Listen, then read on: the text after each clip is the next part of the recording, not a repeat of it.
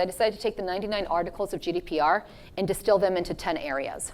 Okay? I mean, the alternative was to read you the GDPR up here, and that seemed really boring.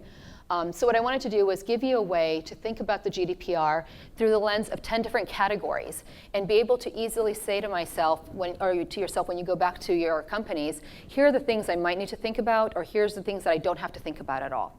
So starting off, we have accountability or governance, and I'll run through each one of these in a minute with you.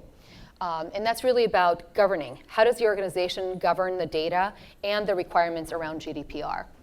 There's consent and processing. And has anybody gotten a request to opt back into a company in their inbox in the last few days yet, right? Like, aren't you hating that right now? Yeah, that's because people don't understand consent and processing, and they think that you have to actually agree to everything in order to be recontacted again. So we'll talk about what the myth is there and what does that really mean to organizations. And if you're going to be one of those companies sending out an email, just take your kind of fingers off the send button for a moment. We have children's category. A lot of people say to me like, oh, well, we don't market to children, we don't sell to children, maybe you're even a B2B. A lot of organizations still have bring your children to work days, and you still collect a lot of information internally on children, even though you might not realize it. Things like health insurance plans, right? Your data plan that covers children for dentists, et cetera. All of that data on the back end still is subject to GDPR, and it applies. So I know, isn't that, some things we just don't think about. But there's actually a children's category and a lot to think about there.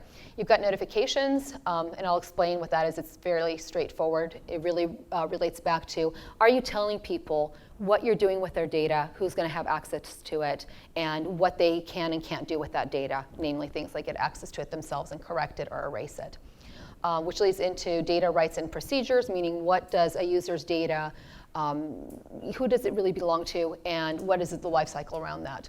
Things like record processing, which is who do you share that data with, right? Where does the data go? Does it get processed by a third party?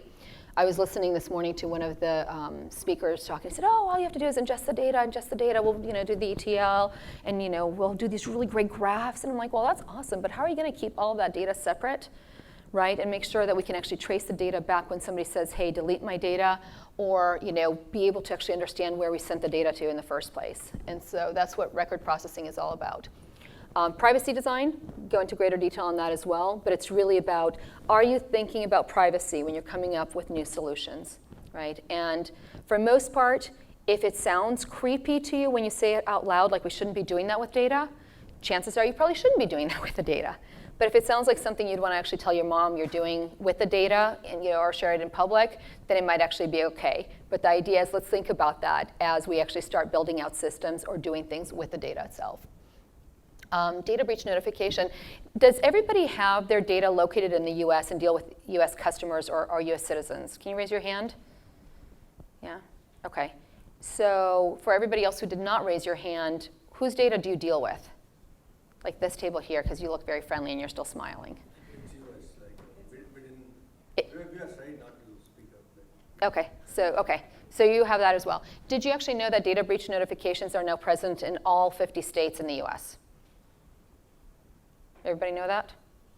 No. We have laws in the United States. Every state now in the United States has a requirement to report data breaches if a data breach occurs. That's also present under GDPR. But I'm saying that because even if you're not operating in the EU or you don't have EU prospects and customers, you still have obligations in the United States as well. So don't think you're off the hook. There's a little bit of overlap between those countries that I showed at the beginning where I said, those are red, there's a lot of stuff going on there, and GDPR. This is definitely one of those areas.